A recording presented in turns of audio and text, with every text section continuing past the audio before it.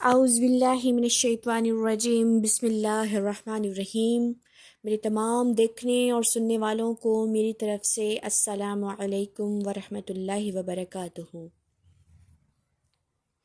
سبحان اللہ وبحمدہ، سبحان اللہ العظیم، استغفر اللہ ربی من کل ذنب واتوب الیہ۔ آج میں جس ٹاپک پر بات کرنے جا رہی ہوں وہ میری اور آپ کی اصلاح کی بات ہے، اور اس کا مین پوائنٹ اس کا توبہ اور استغفار ہے۔ دراصل بات توبہ کی یہاں پر میں کرنے جا رہی ہوں۔ توبہ سے کیا مراد ہے؟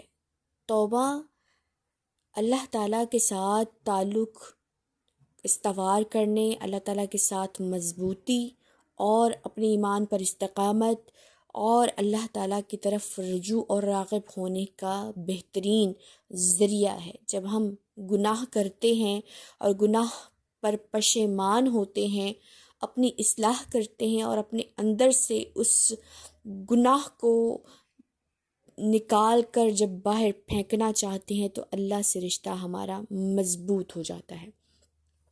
تو توبہ سب سے زیادہ ضرورت کی ہماری زندگی میں بہت اہم کردار ادا کرتی ہے کہ اللہ تعالیٰ نے جو ہمیں زندگی بخشی ہے، ہم دوسروں کا بہت زیادہ بھلا کرتے ہیں، ہر کسی کو خوش کرنے کی تگودوں میں لگے ہوئے ہیں، ہر کسی کے ساتھ کچھ نہ کچھ اچھا کرتے ہیں، کچھ نہ کچھ دیتے ہیں، کچھ نہ کچھ ان کے لیے بھلائی سوچتے ہیں۔ تو کیا ہم سب پر ضروری نہیں کہ ہم اپنی ذات پر بھی بھلائی کریں، اپنی ذات کے ساتھ بھی اچھا سوچیں، اپنے جو باطن ہے، ظاہر ہے، اس کو پاک کر دیں اور اللہ تعالیٰ سے گناہوں سے توبہ کر کے اللہ کی طرف رجوع کر لیں؟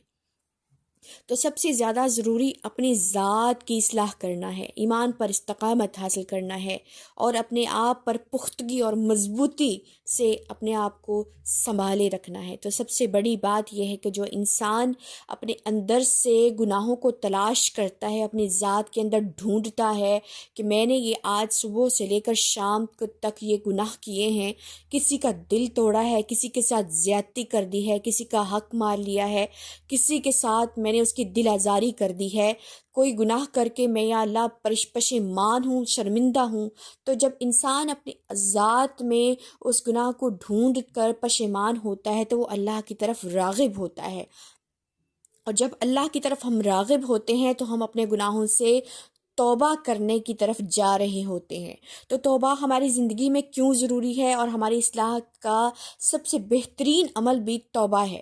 تو سب سے بڑی بات ہے کہ ہم اپنے گریبان میں، اپنی ذات میں گناہوں کو تلاش کر کے اللہ تعالیٰ سے توبہ حاصل کریں۔ توبہ کیسے حاصل کی جاتی ہے کہ اللہ تعالیٰ کی طرف جب بندہ اللہ کی طرف راغب ہونا شروع ہو جاتا ہے، جب اپنے اندر، اپنی ذات کے اندر اللہ تعالیٰ کی ذات کو تلاش کرتا ہے کہ ہم نے اللہ کی طرف راغب ہونا ہے، اللہ کی طرف لوٹ کر جانا ہے، تو وہ اپنے گناہوں پر پشیمان رہتا ہے، وہ اپنے گناہوں پر شرمندہ رہتا ہے، اور وہ سوچتا ہے کہ میں نے یہ گناہ کر دیا ہے تو میں اللہ کی بارگاہ میں کیسے پیش ہوں گا جب کہ میں نے اتنے گناہ کر دیے ہیں۔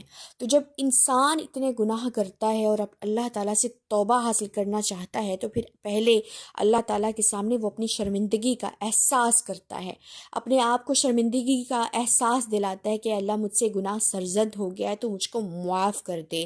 اور معافی حاصل کرنے کے بعد اللہ سے جب انسان گناہوں کی معافی طلب کرتا ہے تو پھر وہ توبہ اس بات پر کرتا ہے کہ اللہ یہ جو میں نے گناہ کر دیا ہے، میں ہمیشہ سے اس گناہ سے توبہ کرتا ہوں، میں آئندہ اس گناہ کو نہیں کروں گا۔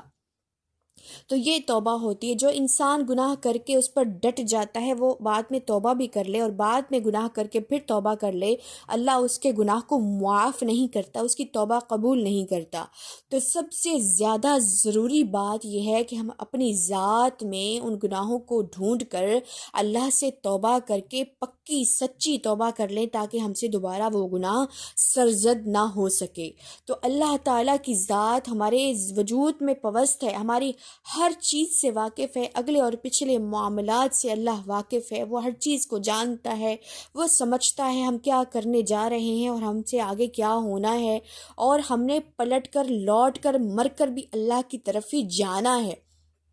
تو کیوں نہ ہم اپنی ذات کے ساتھ بھی بھلائی کر لیں. جب ہم دوسروں کا بھلا کرتے ہیں اور پھر بھی ہمارا کوئی نام نہیں ہوتا، کوئی عزت نہیں بنتی، جب اللہ عزت دینے والا ہوتا ہے تو پھر اللہ کی ذات سے بڑھ کر کوئی انسان کو کچھ عطا نہیں کر سکتا. تو اپنی ذات کے اندر اپنے رب کو تلاش کریں، اللہ کے ساتھ گفتگو کریں، اللہ تعالیٰ کے ساتھ مناجات کریں، اللہ تعالیٰ کے ساتھ اپنی ذات کو شیئر کریں، اپنے دکھڑے سنائیں، اپنی ذات کو اللہ سے ڈسکس کریں. آپ اور میں آخر ایک دن پلٹ کر اللہ کی طرف ہی ہم سب نے جانا ہے. تو کیوں نہ آج جو ہمیں زندگی اللہ نے بخشی ہے اس پر ہم اس کو سامنے رکھتے ہوئے اللہ تعالیٰ سے توبہ و استغفار کر لیں اور اپنی آخرت کی زندگی کو سنوار لیں. توبہ اللہ تعالیٰ قبول فرماتا ہے، اور جب تک ہم حیات ہیں توبہ کے دروازے ہمیشہ کے لیے کھلے ہوئے ہیں. جب آخری سانس کٹ جانے والی ہوتی ہے تب انسان جب توبہ کرتا ہے تو اللہ اس کی توبہ کو قبول نہیں فرماتا.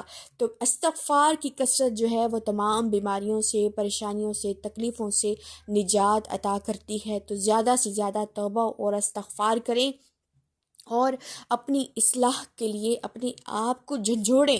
کبھی بیٹھ کر اپنا محاسبہ کریں کہ ہم دنیا میں کیا کرنے جا رہے ہیں اور کیا کرتے آئے ہیں اور کیا کرنا ہے. ہمیں صرف دنیا میں پیسہ کمانا اور گھر کی اخراجات اور اپنی تمام فیملیز کو دیکھنا ہی ضروری نہیں ہے، اپنی ذات کو بھی دیکھنا ہے، اپنے رب کی ذات کو بھی دیکھنا ہے، اپنے تمام آنے اور والے تمام معاملات کو بھی دیکھنا ہے، آخرت کی زندگی کو بھی سنوارنا ہے.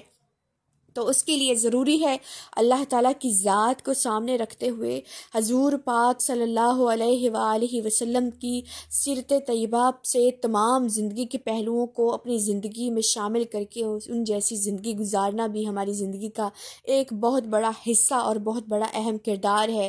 کہ ہمارا مقصد دنیا میں آنے کا صرف کھانا پینا سونا اور دوسروں کا سوچنا ہی نہیں ہے، بلکہ اپنی زندگی کی بھی اصلاح کرنی ہے. جو زندگی ہم نے گزار کر اللہ کے پاس جانا ہے تو اس کا بھی ہمیں حساب اور کتاب اللہ تعالیٰ کو دینا ہے. تو اللہ تعالیٰ کی ذات کے ساتھ ساتھ حضور پاک صلی اللہ علیہ وآلہ وسلم کی زندگی کو بھی اپنی زندگی میں شامل رکھنا، حضور پاک صلی اللہ علیہ وآلہ وسلم سے محبت رکھنا، ان کی تمام سنتوں کو زندہ کرتے ہوئے زندگی گزارنا ہی ہماری زندگی کا اہم کردار ہے. اور اللہ کی طرف یہی ہمیں لے کر جائے گا اور یہی ہمیں آخرت میں تمام تکلیفوں سے پریشانیوں سے نجات حاصل کرنے کا ذریعہ ہوگا. تو سب سے زیادہ ضروری ہے اللہ تعالیٰ کی ذات کو ہر کام میں شامل رکھنا، جس کو ہم جب بھی کوئی کام کرتے ہیں تو بسم اللہ الرحمن الرحیم سے ہم اس کی ابتدا کرتے ہیں. جب ہم بسم اللہ پڑھ لیتے ہیں تو جو ہمارے ساتھ شیطان ہمارے ساتھ ذات میں منسلک ہوتا ہے، جو ہمارے ساتھ جڑا ہوا ہوتا ہے، ہمارے کام میں جو مداخلت کرتا ہے، جب ہم بسم اللہ پڑھ لیتے ہیں تو وہ شیطان اس چیز سے دور ہٹ جاتا ہے. تو اللہ تعالیٰ کی ذات اس کام میں شامل حال ہو جاتی ہے.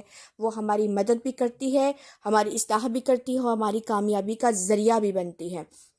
تو ہر کام میں اللہ تعالیٰ کی ذات کو بھی شامل رکھنا، حضور پاک صلی اللہ علیہ وآلہ وسلم کی زندگی میں سے تمام سنتوں کو جو اللہ کے محبوب صلی اللہ علیہ وآلہ وسلم نے اپنی زندگی میں کام کیے، ان کی پوری پیروی کرتے ہوئے ہم نے جو زندگی میں کام کرنے ہیں اس کی سنتوں کو ادا کرتے ہوئے زندگی گزارنا، یہ بھی ایک بہت بڑی اہمیت کا حامل ہے اور ہمیں آخرت کی تمام برائیوں، تمام جہنم کے درجوں سے نجات کا ذریعہ ہے.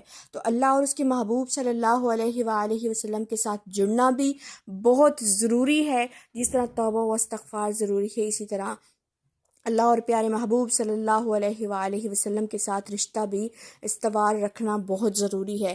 حضور پاک صلی اللہ علیہ وآلہ وسلم نے ارشاد فرمایا کہ جو مجھ سے بڑھ کر کسی کو اہمیت دیتا ہے تو وہ ہم میں سے نہیں ہے. جو اللہ کے محبوب صلی اللہ علیہ وآلہ وسلم سے محبت سب سے بڑھ کر کرتا ہے، جو اللہ کے محبوب سے سب سے زیادہ محبت کرتا ہے، وہ دنیا میں اور آخرت میں کامیاب اور کامران رہتا ہے. تو سب سے زیادہ ضروری حضور پاک صلی اللہ علیہ وآلہ وسلم کی محبت ہے.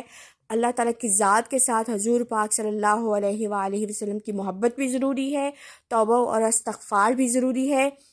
اپنے گناہوں سے توبہ مانگتے رہیں اور آخرت کی تیاری کرتے رہیں۔ اللہ تعالیٰ مجھے اور آپ سب کو ایمان کامل عطا فرمائے، ایمان پر پختگی عطا فرمائے اور اس پر استقامت عطا کرے۔